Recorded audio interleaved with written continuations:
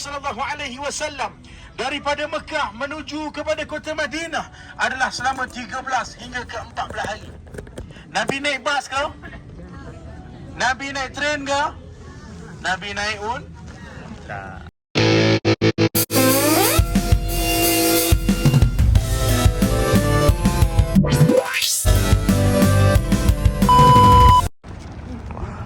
Daripada Masjid Kuba, kita akan bergerak untuk melihat telaga.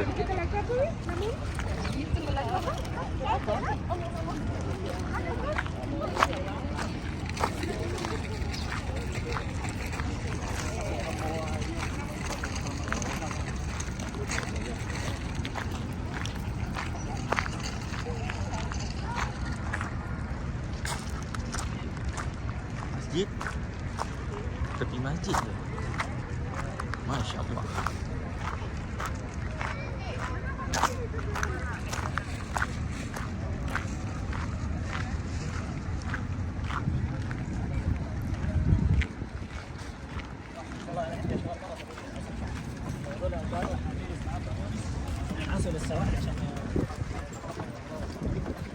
Sallallahu alaihi wasallam daripada Mekah menuju kepada kota Madinah adalah selama 13 hingga ke 14 hari. Nabi naik bas ke? Nabi naik train ke? Nabi naik unta. Dan Nabi naik unta bukan all the time Nabi naik unta. Nabi pun tahu kesian dekat unta tu penat. Kadang Nabi jalan tepi unta. Bila mana Nabi SAW sampai di kota Madinah Al-Munawwarah, saya nak tanya, Nabi waktu hijrah musim sejuk macam ni ke musim panas? Musim bukan hanya musim panas tetapi musim kemuncak panas. Dan kemuncak panas di Arab Saudi dia boleh sehingga 50 hingga 60 darjah Celsius. Paling panas saya pernah rasa pun 54 waktu haji 2018. Jadi waktu tu kenapa dikatakan musim panas?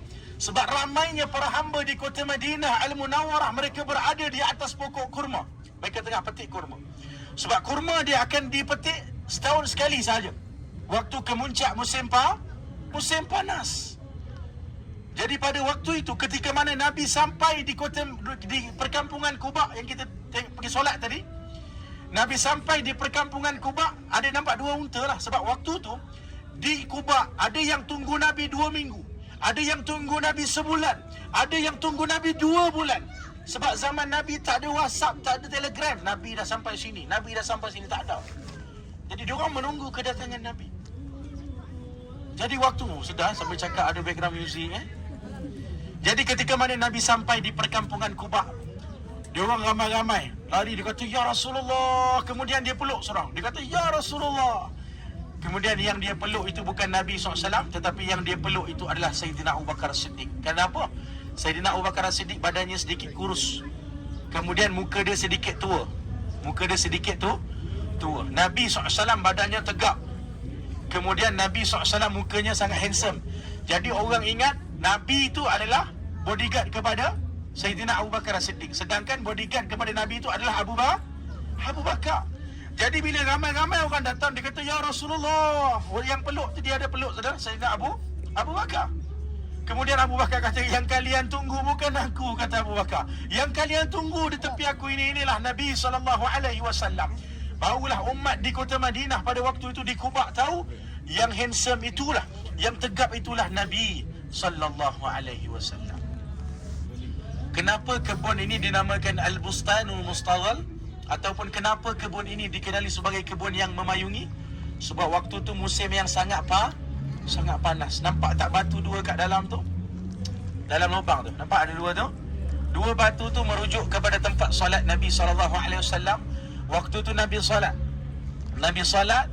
dan kemudian Abu Bakar dia ambil shawl dia tu, dia payung Nabi SAW. Sebab Nabi solat dalam keadaan panas. Jadi dia ambil shawl dia payungkan Nabi. Ini sahabat. Ini nama sahabat. Dia payungkan Nabi SAW ketika mana Nabi tengah solat. Sebab itu diambil nama kebun ini, kebun yang memayungi. Diambil daripada peristiwa ketika mana Nabi solat, mereka, Sayyidina Abu Bakar payung Nabi dengan dia punya kain. Kemudian Nabi duduk di rumah siapa? Nabi duduk di rumah Kalsum ibn Hadam. Nabi duduk di rumah Kalsum ibn Hadam. Tetapi Kalsum bin Hadam ni rumah dia kecil. Tapi ketika mana Nabi ada tetamu yang nak jumpa kepada Nabi SAW, maka Nabi SAW akan pergi ke rumah Sayyidina Sa'ad. Sebab Sa'ad ni rumah dia besar sikit. Jadi selesai Nabi terima tetamu, kemudian Nabi akan balik ke rumah Kalsum bin Hadam.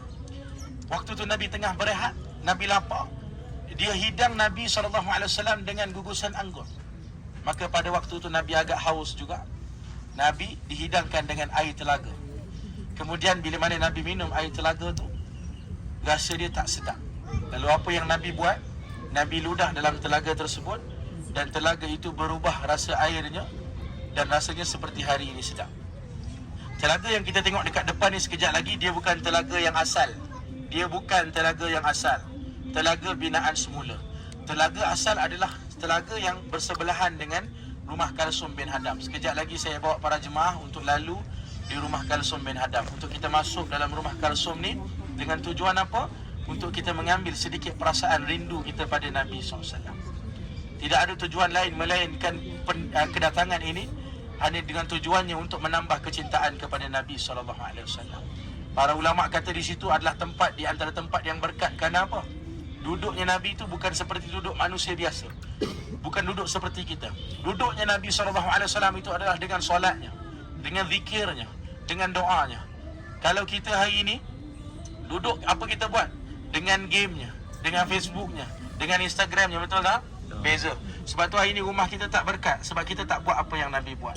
Jadi bila mana kita datang sini, kita tahu dalam kehidupan Nabi apa yang Nabi buat, maka insya-Allah kita nak jadikan rumah kita ini sebagai satu madrasah, sebagai satu tempat yang berkat. Maka lakukanlah perkara-perkara ini.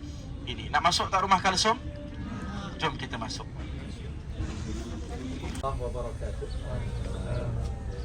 Ibu yang saya sayang, di sini adalah tempat di mana Nabi duduk selama beberapa hari sebelum Nabi SAW bergerak masuk ke dalam kota Madinah Al-Munawwarah. Ingat Madinah dekat mana? Madinah yang saya sebut dekat mana? Dekat sekitar kawasan Masjid. Jadi hari ini kita datang semua dia panggil Madinah, tapi di zaman Nabi bila mana dia sebut Madinah, dia berkisar di kawasan Masjid Nabawi sahaja. Betul ibu ayah, di sini Nabi duduk. Nabi boleh pilih rumah-rumah yang besar, Nabi boleh pilih rumah-rumah yang mewah, tapi Nabi duduk di rumah Kalsum ibn Hadam. Di rumah Kalsum bin Hadam. Nabi duduk di rumah Kalsum ibn Hadam. Kuat Jadi rumah dia di sekitar kawasan ni. Dan dia cerita kat sini sebenarnya. Tapi kalau kita datang hari ni, kalau para jemaah tanya, ini sebenarnya binaan semula lah. Tapi tapak dia di sini. Maksudnya dia bina ni, dia nak bagi feel macam tu je lah. Okay. Tapi zaman Nabi macam tu lah. Tanah liat yang dikepal-kepal kemudian ditepek-tepekkan dekat situ. Okay. Jadi Nabi SAW bukan hanya sekadar duduk, tapi Nabi solat, Nabi zikir, Nabi doa. Sebab tu tempat tu jadi berkat. So telaga yang asal yang Nabi minum tu adalah di luar ni. Nampak tak ada kolong kosong ni? Okay, telaga yang asal tu di sini sebenarnya, yang luar ni, yang kosong. Kemudian dah dikeringkan, kemudian ditarik pergi dekat binaan semula tu. Yang kita nampak tadi yang ada air tu binaan semula. Jadi yang asal dia adalah yang kosong kat sini ni. Okey. So saya dah ceritakan semua kisah dia, dan inilah tempat duduk Nabi SAW. Moga-moga bertambah kecintaan kita pada Nabi SAW, insya-Allah. Okey. So para jemaah yang nak minum boleh minum, tak ada masalah, tetapi tidak ada fadilat khusus. Macam Zam-Zam Nabi bagi tahu waktu mustajab doa kan, ketika minum air Zam-Zam ni. Untuk telaga Yazid ni dia tidak ada fadilat apa-apa. Cumanya kita nak minum tu macam kita minum air telaga biasa lah. Cumanya kita nak mengambil keberkatan lah tempat di kota Madinah ni kan. Sebab di dalam kota Madinah ni semua ada keberkatan, dan Nabi pernah minum daripada air telaga tersebut. So kita nak rasa. Jangan duk bergaduh benda ni saya cakap. Jangan duk bergaduh kita benda ni, insya-Allah. Okey. Jadi tamat, saya akan sambung dalam bahas insya-Allah. Sekian, Assalamualaikum warahmatullahi wabarakatuh. Okey, ini yang dikatakan Telaga Easy. Jom kita cuba air dia macam mana. Sebelum ni air ni masin. Setelah diludah oleh Nabi Muhammad SAW, airnya sudah tidak menjadi masin. InsyaAllah kita cuba. Jangan lupa yang mana dah menonton video saya, jangan lupa like, komen dan subscribe. Terima kasih banyak-banyak yang menonton. Assalamualaikum warahmatullahi wabarakatuh.